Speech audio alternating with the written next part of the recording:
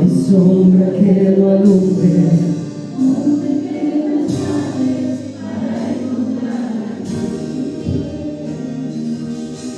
No hay pared que no alumbre, mentira que no rompas para encontrarme a ti. Gloria a Dios. Dios es bueno. Dios es bueno. Así me gusta más, con energía. Dios es bueno, ¿verdad? Yo lo repito mucho porque es una realidad. Dios es la bondad personificada, el bien, el amor, la misericordia, todo en Él es su esencia. Así que bienvenidos a todos, un saludo a todos y también a aquellos que nos siguen a través de redes sociales. Les mando un abrazo. Bien, vamos a seguir tratando el tema que comenzamos la semana pasada. ¿Recordáis cuál era? El tema de la ansiedad. La ansiedad, la enfermedad del siglo XXI. La enfermedad no es una enfermedad, digamos, física, porque no hay fármacos que la curen. Es una enfermedad del alma y solamente hay una medicina que es Cristo, la cristomicina que yo llamo. Por eso la enfermedad, digo, es una enfermedad del alma. Y vamos a definir, vamos a repasar un poco, muy corto, lo que vimos la semana pasada. La ansiedad es una respuesta natural de nuestro cuerpo ante el estrés o una sensación de peligro. Es una señal de alarma, de alerta, que nos ayuda a prepararnos para enfrentar una situación difícil o para huir de ella. Sin embargo, aquí es donde surge el problema, cuando este sentimiento es constante, desproporcionado o interfiere con la vida diaria, se convierte en algo más que una simple reacción temporal. Y es importante decirlo con claridad, la ansiedad no es señal de falta de fe, sino señal de que somos humanos, viviendo también en un mundo lleno de maldad, un mundo caído. La palabra bíblica traducida como afán o ansiedad tiene idea de una mente dividida, que tira en distintas direcciones, incapaz de encontrar el descanso. Cuando tu mente va hacia un lado y a otro día va hacia el otro, hay como una sensación de agotamiento. Eso nos agota físicamente también, sobre todo mentalmente. Por eso el Señor nos invita a tener una fe íntegra, total, una fe actuando y un corazón unificado, con una misma visión y una misma dirección. Cuando decidimos confiar plenamente en el Señor, aún sin entenderlo todo, la vida comienza a ordenarse, a buscar el orden de Dios. En Mateo capítulo 11, verso 26, Jesús nos hace una invitación. Venid a mí todos, aquí lo incluye a todos, los que estéis trabajados y cargados. Y hay una gran promesa que dice que yo os haré descansar. El descanso verdadero, digamos, no es un lugar, no es un spam, no es una piscina, no es un lugar de reposo, hablando en términos mundanos. Es una persona. El descanso es una persona, es descansar en una persona, y esa persona se llama Jesucristo. Y vemos algo muy importante. El descanso, esa paz que se promete no se le promete a las personas fuertes, sino a los cansados. No a los que son perfectos, sino a aquellos que están agobiados, a los que están ansiosos, llegando a tener crisis de ansiedad. Por eso la ansiedad es una reacción humana. Incluso hombres y mujeres de fe pasaron por momentos de gran angustia. La Escritura no idealiza a sus personajes, los hace humanos. Recordemos que David, Elías, Moisés, Pablo y otros muchos pasaron por momentos de ansiedad, ¿verdad? Y fueron grandes siervos de Dios. El problema no es sentir ansiedad. El problema es qué hacemos con ella. ¿Qué hacemos cuando nos sentimos ansiosos? La clave es que la paz cristiana no nace de la ausencia de problemas, sino de la presencia viva y real de Cristo en medio de ellos. ¿Estáis entendiendo? Es estar en Jesús, ser de Cristo. No se trata solo de creer en Él. Hasta los demonios creen, ¿verdad? O sea, no se trata solo de creer en Él, sino de permanecer en Él. Para poder vencer la crisis de ansiedad, no solo, repito, es creer, es necesario permanecer unidos a Cristo. En Juan capítulo 15, el propio Jesús nos dice, el versículo 1 dice, yo soy la vid verdadera y mi Padre es el labrador. Todo pámpano, toda rama que en mí no lleva fruto la quitará, y todo aquel que lleva fruto lo limpiará para que lleve más fruto. Y el verso 4 dice, permaneced en mí y yo en vosotros. Aquí vemos un intercambio grandioso, precioso. Permanecer en mí, entonces yo permaneceré en vosotros. Y dice y añade, como el pámpano no puede llevar fruto por sí mismo, una rama por sí misma, separada de la vid, jamás va a dar fruto. Si no permanece en la vid, dice, así tampoco vosotros, si no permanecéis en mí. Vamos a meditar en este pasaje. En primer lugar, Jesús dice, yo soy la vid verdadera. O sea, habla de una declaración de exclusividad.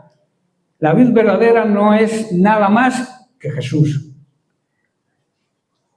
Jesús nos dice, yo soy la vid. No dice, yo soy una vid. Tampoco dice, yo soy o podría ser la vid que alimenta a su iglesia. Con esto, Él está estableciendo una verdad absoluta. Fuera de Cristo no hay vida espiritual auténtica.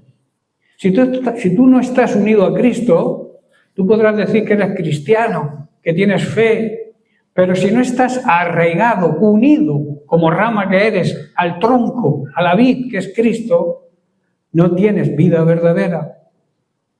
Israel había sido llamada la vid en el Antiguo Testamento, pero falló en dar el fruto que Dios esperaba de él. Ahora Cristo se presenta como el cumplimiento perfecto, la fuente real, viva y eterna de la verdadera vida en el Espíritu. Alguien dijo, no basta con estar cerca de la vid, hay que estar unidos a la vid. No basta con estar cerca de un enchufe de luz para que tú des luz. Necesitas conectarte. Si no, es imposible, por muy cerca que estés, si no estás unido, no puedes recibir esa vida, esa savia, esa vida que nace de la vid verdadera que es Cristo. Muchos conocen y hablan un lenguaje cristiano, frecuentan las iglesias a menudo, manejan, digamos, conceptos bíblicos, pero la pregunta es, ¿estamos realmente unidos a Cristo? En segundo lugar, dice, mi Padre es el labrador. Dios trabaja en la vida de cada creyente. Dios no es alguien que está observando, sino que está trabajando en la vida de cada uno de nosotros. Aquí se nos presenta al Padre como el labrador, no como un espectador. El labrador observa, examina, cuida, protege, pero también interviene. Dios no es indiferente a nuestra vida espiritual. Él mira el fruto, el proceso por el cual podemos dar fruto y también el propósito del fruto. El Padre trabaja donde hay vida, pero también trabaja donde hay apariencia de vida y hay necesidad de vida y hay ilusión por tener esa vida. Esto nos enseña algo fundamental. La vida cristiana no es estática, no es estar de brazos cruzados, no es venir a la iglesia los domingos y limitarnos a eso sin hacer nada más. Eso no es la vida cristiana auténtica. La vida cristiana es un campo en constante trabajo, en actividad. La vida cristiana tiene que ser activa. Luego dice el pámpano sin fruto. Aquí vemos una advertencia grande y urgente. La rama, el creyente que no da fruto. Todo pámpano que en mí no lleva fruto, lo quitará. Estas palabras quizás nos suenan incómodas, ¿verdad? No resultan cómodas, pero son algo muy serio. Tenemos que tomarlo con seriedad. Habla de personas que supuestamente están en Cristo, en apariencia, porque no producen fruto. Dicen que están en Cristo, pero no vemos el fruto. Digamos que hay una supuesta conexión externa, pero no una vida interna, verdadera. El fruto evidencia, es una señal de que hay vida verdadera. Donde hay vida, tarde o temprano, hay fruto. Donde corre la savia de Cristo, al final, hay fruto. Donde nunca hay fruto, hay que preguntarse si realmente hay vida o simplemente existencia. Hay muchos seres humanos que existen, pero no viven. Y lamentablemente muchos cristianos también existen, pero no tienen vida verdadera. Aunque antes Dios intenta levantarnos, porque la palabra quitar aquí significa también levantar, quitar del suelo, levantar, intentar restaurarnos, si ve que es imposible por nuestra mala actitud, dice que lo quita si no da fruto. ¿Por qué? Porque el creyente que no da fruto no glorifica a Dios. El creyente que no da fruto no cumple con su plan, con su propósito. El creyente que no da fruto ocupa un lugar sin vida real. Un ejemplo es la inutilidad de un árbol seco en medio de un huerto. Es inútil, ¿verdad? Jamás va a dar fruto si está seco. Esto nos llama, hermanos, a examinarnos. No con miedo ni con temor, sino con honestidad espiritual y preguntarnos de verdad, sinceramente, ¿estamos dando fruto? Y luego tenemos el pámpano con fruto, cómo Dios lo trata amorosamente. Aquel que da fruto tiene un trato, Dios tiene un trato muy amoroso con él. Y todo aquel que lleva fruto, dice, lo limpiará. La palabra limpiar significa disciplina. Lo limpiará para que lleve más fruto. No para destruirlo, sino para prepararlo para algo mejor. Aquí aparece una verdad preciosa y a la vez dolorosa. Dios poda, Dios disciplina a los que ama. La limpieza, la disciplina no es castigo, es preparación y restauración. Si no lo ves así, no entiendes el Evangelio. Con la disciplina Dios corta lo que estorba. Actitudes como crear un Dios a nuestra medida. Un Dios al cual manipulamos a nuestro antojo. Muchos creyentes crean un Dios a su medida que les permite vivir incluso en pecado. También corta la falta de pedir perdón o de perdonar si toca. También creer que estamos bien con Dios cuando andamos en pecado. También la disciplina lo corta. El orgullo espiritual, el pensar, creernos que somos mejor que los demás. La confianza en nuestra carne, en nuestras capacidades y sabiduría humana, también lo quita. También nos quita hábitos que roban sensibilidad, lenguaje obsceno, pensamientos carnales. La poda, la disciplina, duele. Eso sí, duele tanto al que la recibe como al que la aplica. Duele. Pero tiene un gran propósito: la edificación y la restauración. Dios no nos poda, no nos disciplina para destruirnos, sino para multiplicar el fruto. Dios nunca quita algo bueno sin tener algo mejor en su mente. Mas el fruto es el objetivo divino, que demos fruto. El deseo de Dios no es solo fruto, sino más fruto. El cristiano verdadero no se estanca, sino que crece, madura, profundiza cada día en la palabra de Dios y se agranda en gracia y en verdad. Va creciendo en todo eso. El fruto no es solo actividad. Algunos creen que dar fruto es hacer muchas cosas, pero no es así. El fruto es un carácter transformado, en primer lugar, a la figura de Cristo. El carácter, el fruto, es amor genuino, amor verdadero, el mismo amor que tiene Dios con nosotros. Santidad práctica. O sea, vivir la santidad. No decir yo vivo en santidad viviendo en pecado, no. Es aplicar la santidad, no de boca, sino de hecho.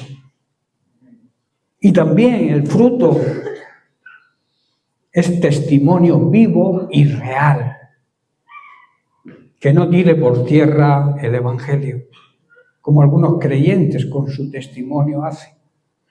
Tiran, pisotean el Evangelio. Ojo con pisotear el nombre de Cristo.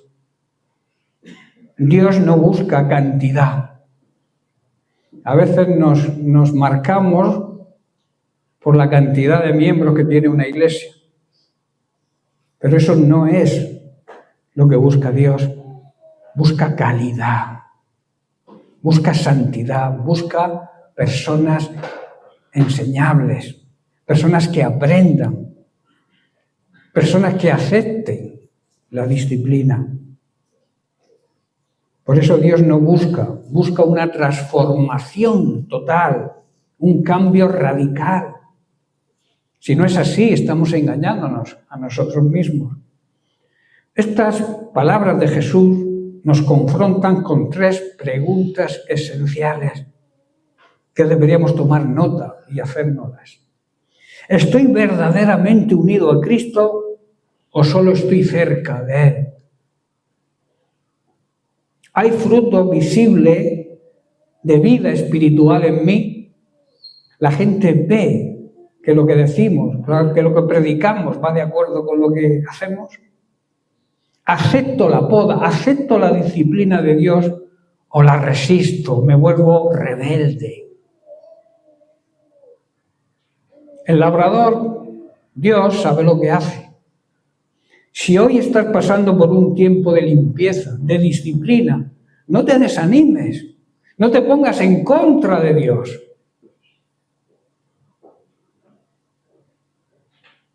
Tal vez Dios está preparándote para una temporada de mayor fruto. Pero si rechazas, si no aceptas la disciplina, tu ruina es inminente. Recuerda, Jesús es la vid verdadera. El Padre es el labrador fiel. Nosotros, las ramas, los pámpanos, estamos llamados a dar fruto cada día más. Por eso dicen más fruto. El peligro no es la poda, no es la disciplina. El verdadero peligro es no dar frutos.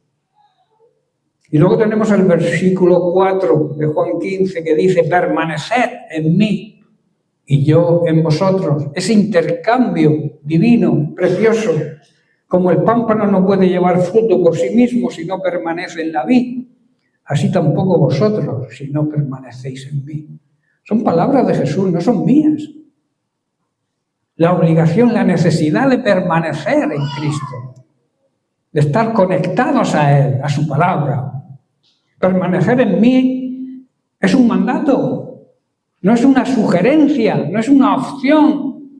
Jesús nos dice, si quieren, pueden permanecer en mí, o cuando puedan, podéis permanecer en mí. No está diciendo eso. Jesús dice permanecer en imperativo, orden, mandamiento. Es un llamado, es un mandato continuo, constante y diario. No habla de una experiencia, digamos, puntual, sino de una relación viva y constante. Permanecer no es visitar a Cristo de vez en cuando o venir a la iglesia cuando nos apetece.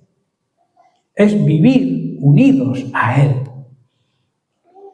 Es depender, confiar, descansar y obedecer. Es hacer de Cristo el centro. No hacerlo como un complemento, sino la esencia de nuestro cristianismo. Muchos quieren los beneficios de Cristo, ¿verdad? Muchos, todos queremos los beneficios de Cristo. Pero pocos están dispuestos a permanecer en Cristo, que también significa obedecerle.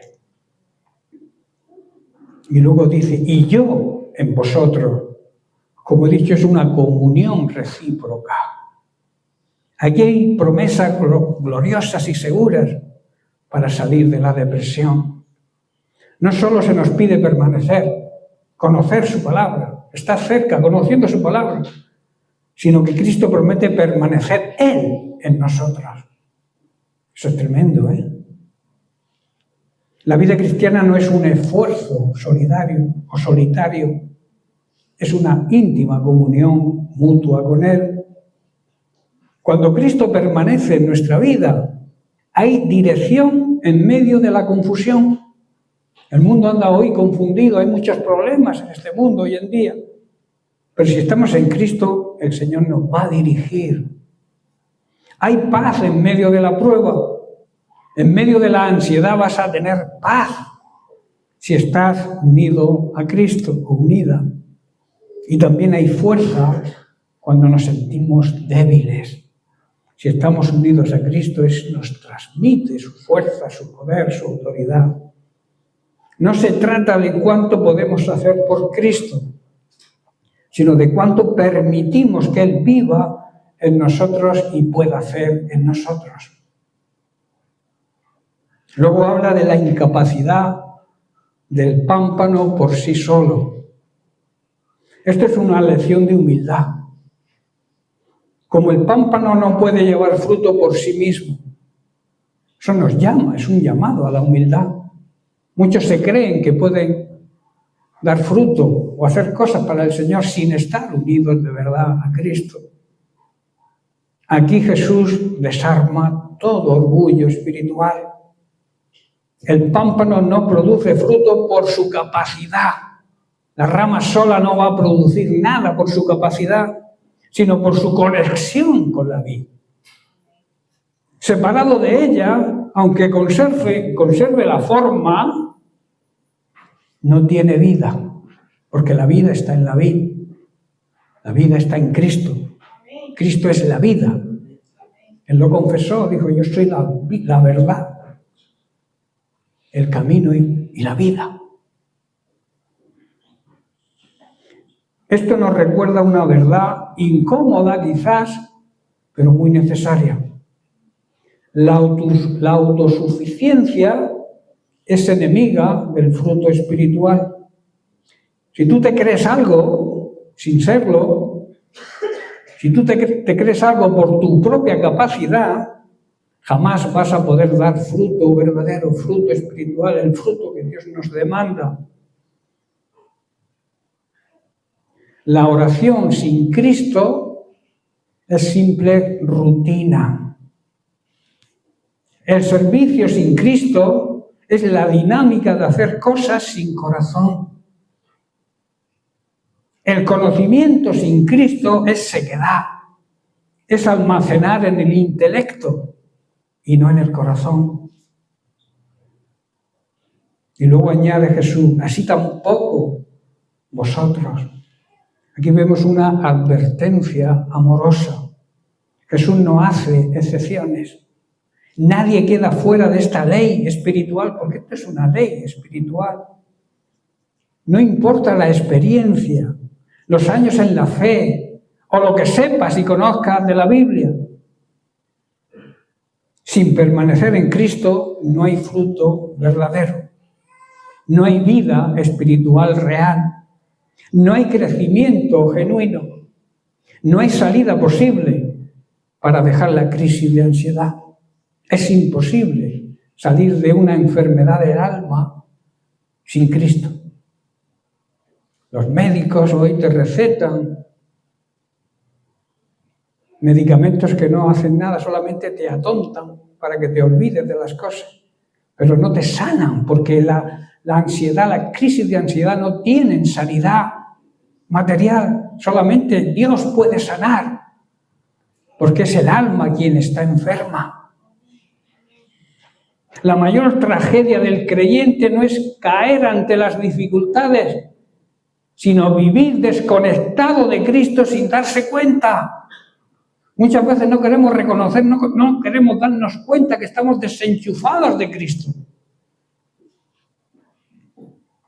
Este versículo nos invita a examinarnos con honestidad y sinceridad. ¿Estoy permaneciendo en Cristo o solo funcionando en lo que ya he aprendido sin avanzar? ¿Mi vida espiritual fluye de la comunión con Cristo? ¿Fluye con su palabra? ¿O es un hábito o una costumbre que hacemos sin sentirlo? ¿Dependemos de Él cada día? ¿O solo en momentos difíciles? A veces recurrimos a Él cuando las cosas nos van mal. Pero ¿y cuando nos van bien? Nos olvidamos. Permanecer en Cristo implica tiempo, rendición, humildad y dependencia de Él. No es algo, digamos, automático. Es una decisión que tenemos que tomar cada día. La vida cristiana no se sostiene por tu esfuerzo humano, sino con una comunión con Dios cada día, una intimidad, una relación de Él a través de la oración, del ayuno, pero no de la rutina que a veces caemos. El fruto no se fabrica, se produce cuando permanecemos en Cristo. Cristo es la vid y quien da vida al pámpano, a la rama. Nosotros somos las ramas, los pámpanos. El fruto es el resultado natural de una vida unida a Cristo. Por eso, si queremos superar cualquier problema y queremos superar toda crisis de ansiedad, debemos permanecer en Cristo y que Él pueda permanecer en nosotros y dejar que Él haga lo que solo Él puede hacer. A veces queremos hacer lo imposible y lo imposible nosotros no podemos hacerlo. Limítate a hacer lo posible y déjale a Dios lo imposible. Y también debemos aceptar el trato del Padre y confiar en que toda divina, toda disciplina tiene un propósito eterno. Amén. Ahora, otra consideración importante a tener en cuenta para salir de la ansiedad, y es que debemos confiarle nuestras cargas al Señor, de poner en sus manos aquello que no entendemos, ni controlamos, y descansar, y tener esa paz interior tan necesaria. La paz interior es fundamental para salir de cualquier crisis de ansiedad. Si no tienes paz interior, jamás podrás superarla.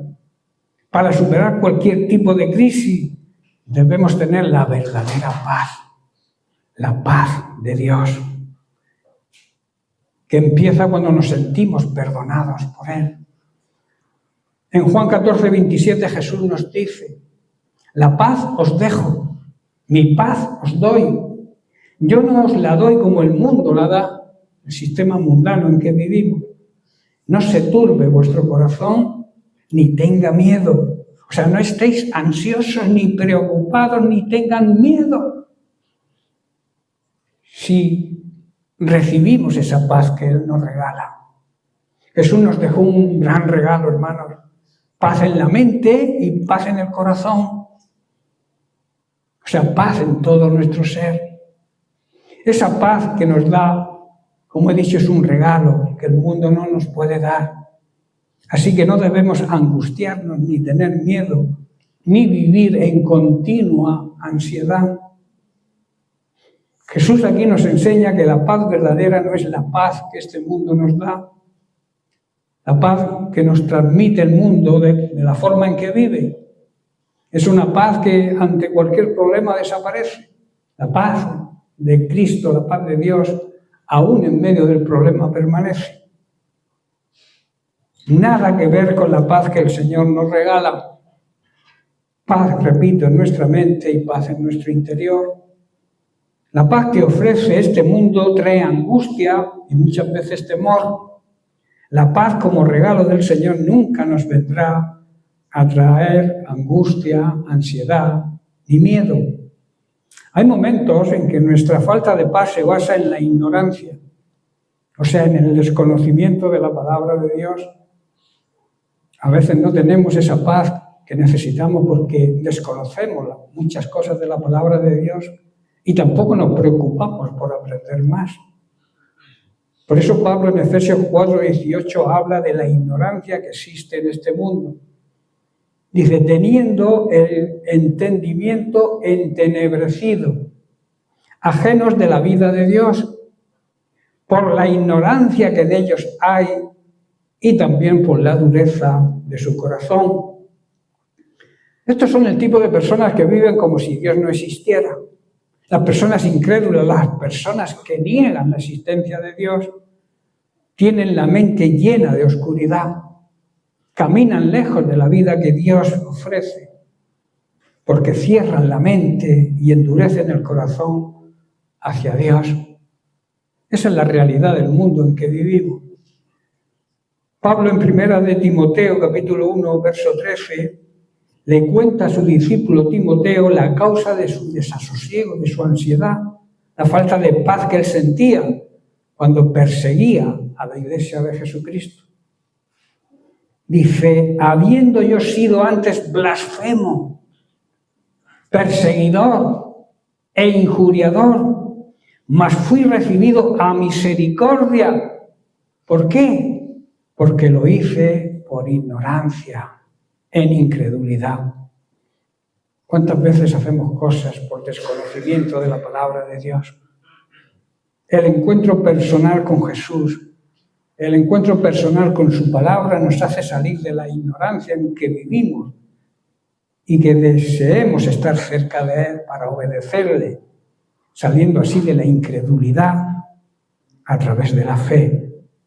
A partir de ahí el Señor nos regala esa paz imposible de entender por la mente humana, pero que la sentimos en lo más profundo de nuestro ser. O sea, eso se le llama, como vengo diciendo, paz interior.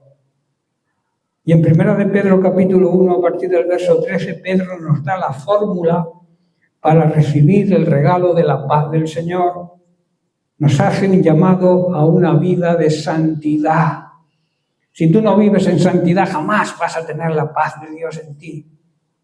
Olvídate de excusas, de querer justificar el pecado. No, el pecado no tiene ninguna justificación. Solamente recibirás el regalo de la paz de Dios si vives en santidad. Por eso Pedro dice, por tanto, ceñid los lomos de vuestro entendimiento, sed sobrios y esperad por completo en la gracia que se os traerá cuando Jesucristo sea manifestado en su segunda venida. Como hijos obedientes, no os conforméis a los deseos que antes teníais estando en vuestra ignorancia, sino como aquel que os llamó es santo, el que te ha llamado a ti y a mí es santo, sed también vosotros santos, mandamiento, sed vosotros también santos en algunas cosas de tu vida. ¿Dice eso la palabra? En toda vuestra manera de vivir. No hay excusas. Toda tu manera de vivir debe ser en santidad. Y si no, olvídate de tener la paz de Dios en ti. Olvídate. Reacciona. Da el paso de fe. Abandona el pecado. Vive en santidad. Porque escrito está: sed, mandamientos, santos, vivid en santidad, porque yo soy santo. Somos hijos de Dios. Y como todo buen hijo debemos imitar a nuestro Padre Celestial, y Él es santo. Y yo debo vivir en santidad si quiero tener la paz de Dios. Si no, estaré en continua ansiedad. Y también Pedro, en su primera carta, capítulo 2, verso 15, Pedro nos muestra cuál es la voluntad de Dios. Porque esta es la voluntad de Dios, que haciendo bien, buscando la paz, hagáis callar la ignorancia de las personas insensatas. Cuando nos damos cuenta de la realidad de lo que ocurre en este mundo, los acontecimientos que estamos viendo, cómo vive la humanidad, tener paz interior es tremendamente difícil, a no ser que estés unido a Cristo y que recibamos su regalo, el regalo de la paz del Señor. Cuando Jesús nos habla de paz, Él está diciendo que tiene poder para crear esa paz en nosotros, porque Él es la fuente de la verdadera paz.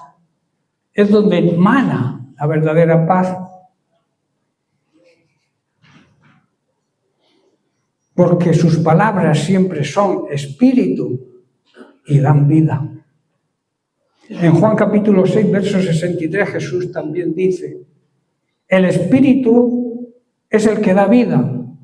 La carne para nada aprovecha. Los deseos carnales pecaminosos, los esfuerzos humanos para nada sirven. Las palabras que yo os hablo, dice Jesús, son espíritu y son verdad. Y en Juan 16, verso 33, Jesús también dice: les he dicho todo lo anterior para que en mí, solo en mí, tengan paz. Aquí en el mundo tendrán muchas pruebas y tristezas. Nadie dice que la vida es fácil. Tendremos pruebas, tristezas, pero dice: anímense, dice Jesús, porque yo he vencido todo eso, he vencido al mundo. Y mi victoria es vuestra victoria si permanecéis en mí. Él está diciendo: he conseguido vivir de una forma diferente a como viven los seres humanos que no conocen y no aceptan a Dios.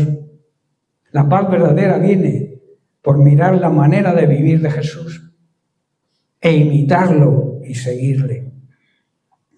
Y en Hebreos capítulo 12, verso 2, el autor de Hebreos nos dice: puestos los ojos en Jesús, el autor y consumador de la fe, el cual por el gozo puesto delante de él sufrió la cruz, menospreciando el oprobio, la afrenta pública, y como consecuencia dice que se sentó a la diestra del trono de Dios.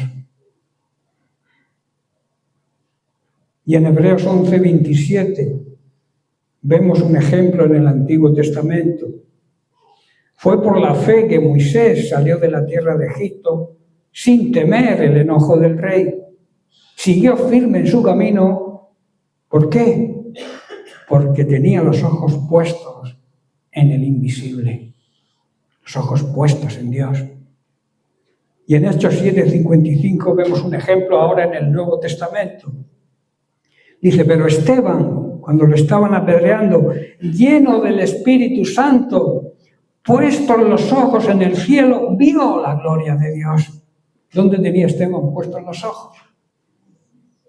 Y a Jesús, que estaba a la diestra de Dios. Mientras le estaban lapidando, vio la gloria de Dios. Qué gran contraste. Siendo ejecutado, vio la gloria de Dios. Y nosotros por cualquier problema ya nos quejamos de Dios. y pudo afrontar su muerte con esa tremenda paz que Jesús siempre nos ofrece, aún en los momentos más difíciles.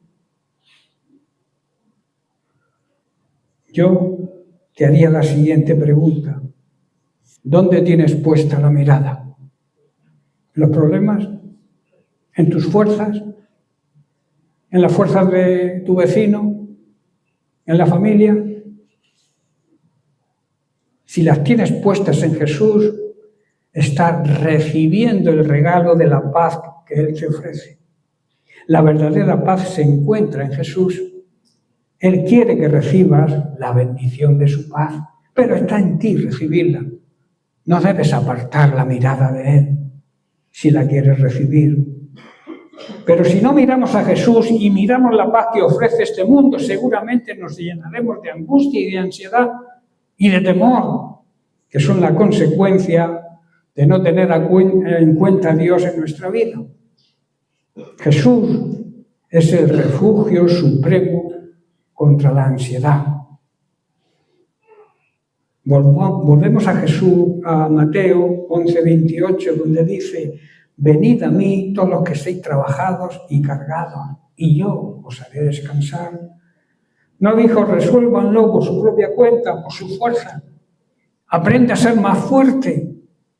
Ignóralo, ignora el problema. Eso es de necios. Dijo: venid a mí. Traedme el problema a mí. La cruz nos recuerda que Dios se hizo cargo del mayor de nuestros problemas. ¿Quién sabe cuál es el mayor de nuestros problemas? El pecado. Él cargó con nuestro pecado. Si Él resolvió eso, ¿cómo no confiarle todo lo demás? Todas nuestras circunstancias, todos nuestros problemas.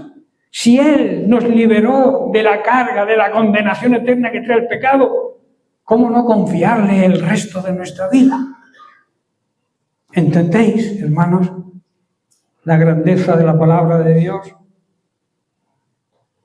La paz de Dios cuida, pero también debe gobernar.